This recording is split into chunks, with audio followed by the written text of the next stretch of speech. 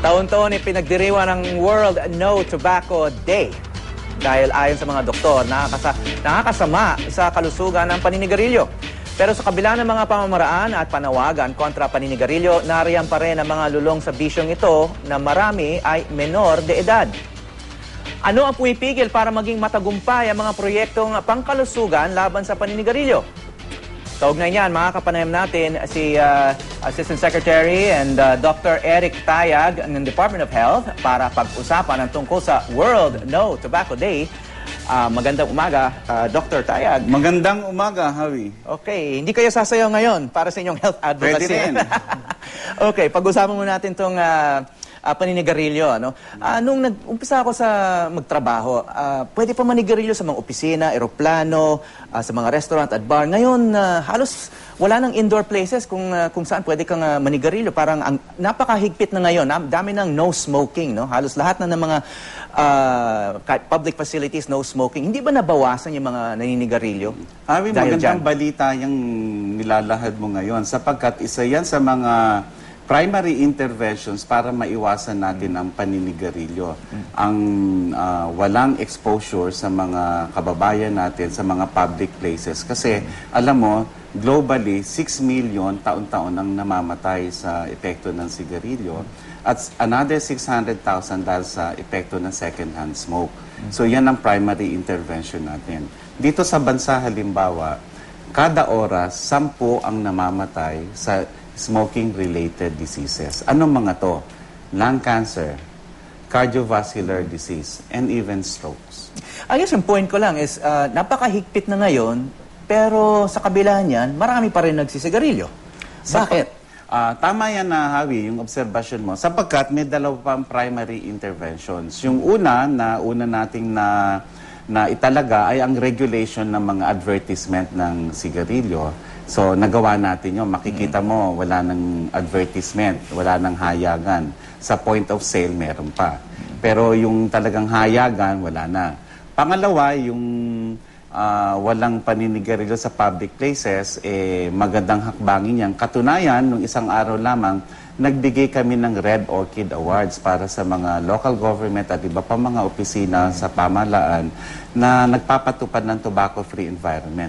May 5 nanalo ng Hall of Fame at ginawaran namin sila ng 500,000 peso grant para palawigin pa ang kanilang programa. So congratulations sa Davao City, Legazpi City, sa Calawag, Quezon, Maasin City sa Southern Leyte at saka sa Talisayan, Misamis Oriental. Sana dumami pa sila.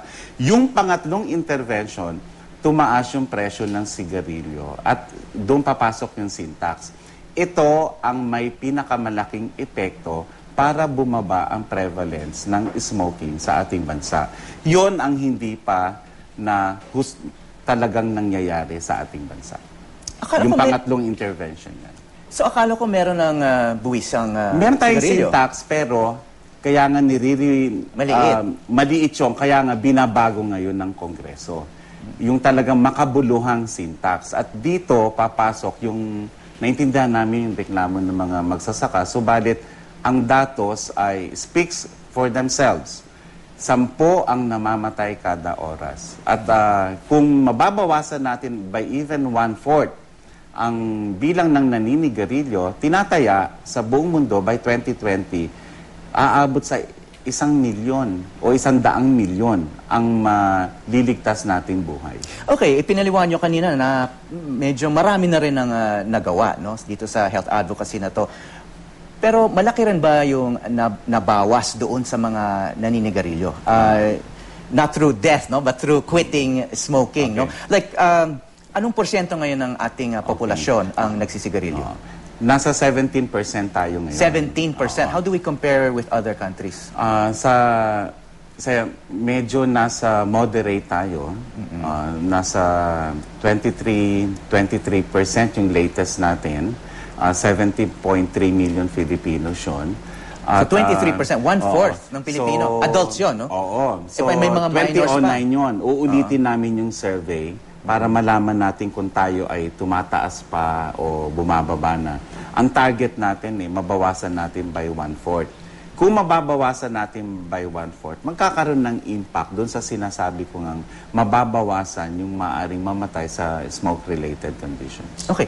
So, sa ngayon, bawal na yung cigarette advertising, bawal na yung mga maraming klaseng promotions, no? Na bawal na, no smoking na sa maraming lugar.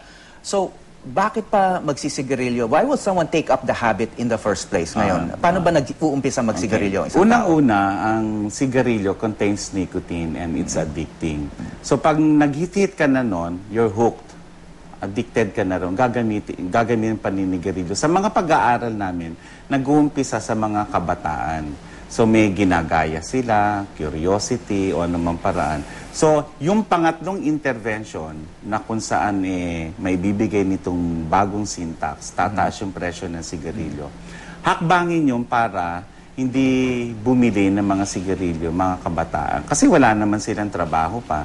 Sila yung mga pumapasok pa na umaasa sa Baka imbis na bumili ng merienda o lunch, sigarilyo na lang ang bibili nila. Sa mahal, hindi nila kakayanin. Halimbawa, gagagalin lang namin sa World Health Assembly sa Geneva. Ang isang karton doon ng sigarilyo, 3,000 plus. Equivalent sa pesos. Ang okay. equivalent dito sa atin. Dito, okay, halimbawa, kung matuloy nga itong syntaxes, magkano na yung magiging isang kahang sigarilyo? Ito ay tataas siguro ng 200 hanggang 250. 250 pesos per pack na. Baka mas mataas pa. Kasi pinagdidebatehan ngayon yung gaano ka taas yung parang nandun na yung yung diskusyon nila sa plenary. Ganito ba kataas, somewhere in between o sa dati. So ganun po. Pero alam naman natin na maraming tao, kasama siguro yung mga karamihan ng kabataan, hindi naman bumibili ng buong kaha, di ba? Uso sa atin yung kung bumili, 1, 2 piraso, no? Tingi-tingi. O kaya may mga maninipis na mga packs, no? Na parang kalahati lang yata ng ordinaryong kaha. So, that's much more affordable than yung buong kaha. Inaasahan namin gagawin yan. Kasi tayo ay bansa ng mga sachet. Inaasahan namin gagawin yan para affordable siya. At marami din kaming inaasahan gagawin ng industriya. Pwede rin ipagbawal din ba yun? Yung, pinagbabawal sa pagbibenta ng sigarilyo sa minor. Kaya lang, yung enforcement ay maaring iba-iba sa mga pamalaang lokal. Pero kung ito ipagpapatupad, malaki maitutulong para mabawasan ang bilang ng naninigarilyo sa mga kabataan. At dati, uso yung mga sponsorships ng mga cigarette companies sa mga concerts, mga events, kahit mga sports events dati, may mga cigarette sponsors yan. Of course, ang target yan, mga kabataan din. Ano? So, bawal na rin yun. Bawal yun, na-regulate na namin yan. Subalit alam naman namin na may nangyayari pa rin mga ganon. At ang tema nga ng World No Tobacco Day ngayon No Tobacco Industry Interference. So kahit bawal, sinasabi nyo, ginagawa pa rin ng cigarette companies? Yung sponsorships ng mga events na yan? Meron paano, hindi dapat sila parusahan? Hindi namin sila na mahirap kasi i-monitor at maaring patago yung ginagawa nilang sponsorships. Pwedeng itago ang sponsorship. So, hindi nakalagay sa mga... bakit ka magsusponsor kung hindi mo naman ibabandera sa mga tarpaulin, tsaka mga advertising? Yung mga gumagamit at pwede nilang... May social media na tayo So, doon nila tinatago. Okay. Tsaka wala naman kayong mall. Wala kayong mall sa social media para alamin. Alam mo, galing ako sa Geneva, magugulat ka. May kwarto ron, ang pwede lang pumasok yung hindi naninigarilyo. No smoking. Sa atin, ang pinapapasok natin sa enclosure, yung naninigarilyo. Ayaw natin mangyari yung gano'n kung saan ang majority ay naninigarilyo. At tayo yung nasa enclosed space.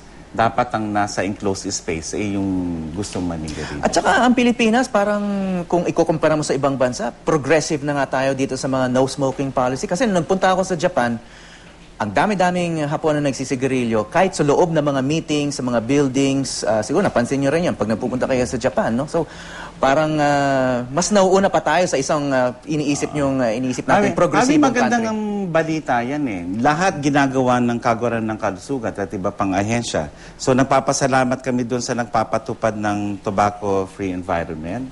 Nagpapasalamat kami sa nagpapatupad ng regulations sa advertisement sa smoking. At lalo kayong magpapasalamat sa sa Kongreso kung ipapasa nila itong sin tax. Sapagkat double blade itong sin tax na to eh. Mababawasan yung bilang ng naninigarilyo. Subalit, yung perang malilikom natin dito ay makakatulong sa pagtustos natin, sa gagastusin natin para maging malusog ang sambayanan. Okay. Well, kahit ang dami ng hakbang na ginagawa yung DOH, ang mga katulad nyo, marami pa rin kabataan na nag-uumpisa mag-sigarilyo. No? So, siguro, sa isip nila, this is something cool, no? Na nakakatulong sa kanilang reputasyon o imahe. Ano? Ano naman ang magagawa para kontrahin yun? Aside from these policy, structural methods, I mean, nag-uumpisa yan dahil nakakatulong sa isang lifestyle ng isang teenager. Siyempre, gusto natin ma-restrict yung kanilang exposure sa paninigarilyo. So, gawin natin mas mahirap na makabili sila ng paninigarilyo. Kaya may batas na bawal magbenta sa minors. Pangalawa, sa mga paaralan, inaasahan namin na itinuturo ng mga guro ang ill effects ng paninigarilyo para maintindihan nila. Alam mo, Hawi, kaya hindi natin masawa-sawa tayong bisyong yan. Sapagkat pag nanigarilyo tayo, merong magandang epekto kagad sa ating katawan. Parang may satisfaction tayo. Subalit, kalaunan, sa tagal niyan, dyan lumalabas na yung komplikasyon. Dahil may mga carcinogen dyan, so lung cancer, epekto na maaaring magdulot ng stroke, sakit sa puso, na hindi kagad lumalabas kahit ilang taong ka nang naninigarilyo. Meron ba kayo na-identify? It takes several years. Meron ba kayo na-identify ng mga role models na hindi nagsisigarilyo na pwedeng sabihin ng mga teenager na cool itong taong to at hindi siya nagsisigarilyo? Kasi baka yun ang tinutularan ng mga nagyoyose eh. Mga nakikita nilang cool na tao, mga artista. O yung siguro mga... magiging maganda sapagkat artista ang tinitingala nila. Siguro magiging maganda kung mga programa natin sa telebisyon. At saka siguro yung MRTCB, pwede kaming tulungan na walang naninigarilyo sa mga pelikula at mga TV programs. Yon, malaking tulong yun. Kasi ang iniidolo ngayon ng mga kabataan ay mga artista, celebrity. So kung hindi sila makikitang naninigarilyo kahit sa mga TV programs, sa mga telenovela, at saka sa mga pelikula na kung saan sila napapanood, malaking tulong po yun. Okay. Maraming salamat, Dr. Eric Tayag ng Department of Health.